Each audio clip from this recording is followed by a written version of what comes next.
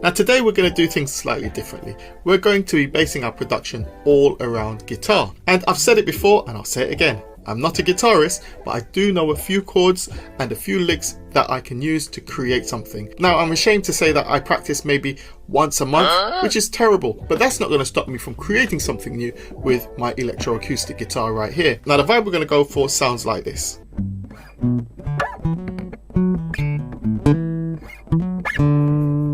And that's it, so let's get into it. So let's get this down. I'm also using my Launchpad Pro as my control surface. Let's go.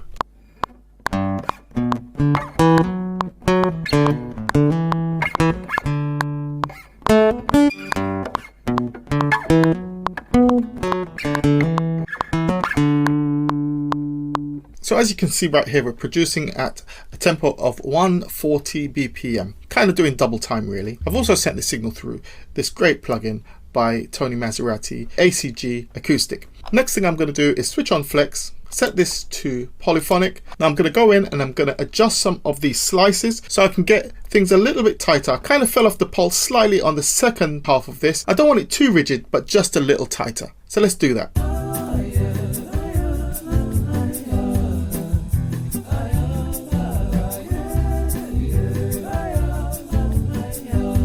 Let's add some drums.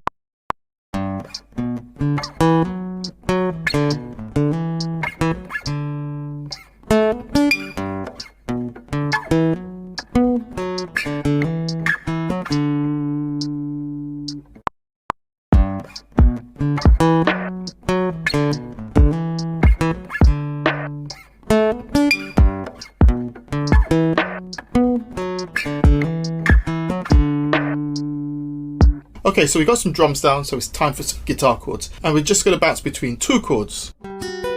G major 7, D major 7. That's it. So let's put it down.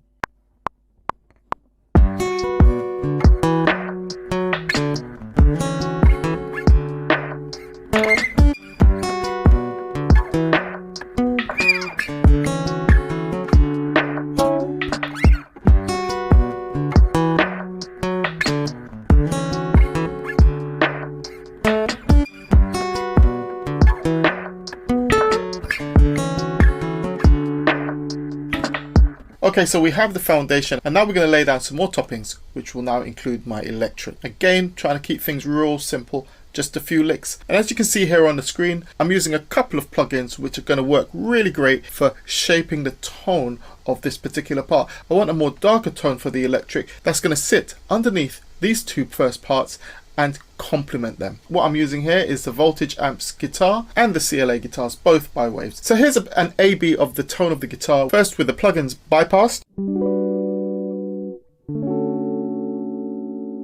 And let's bring them in.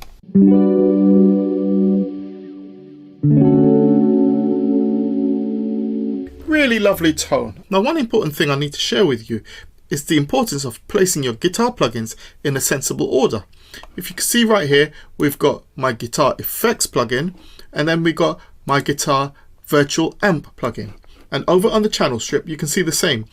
The effects plugin goes before the virtual amp. Think of it in the same way as if you're doing this thing live with actual physical equipment. The signal from your guitar goes through to your effects plugins first, and then finally through to your amp. So think about it in the same way when you're lining up the order of your guitar plugins on your channel strip.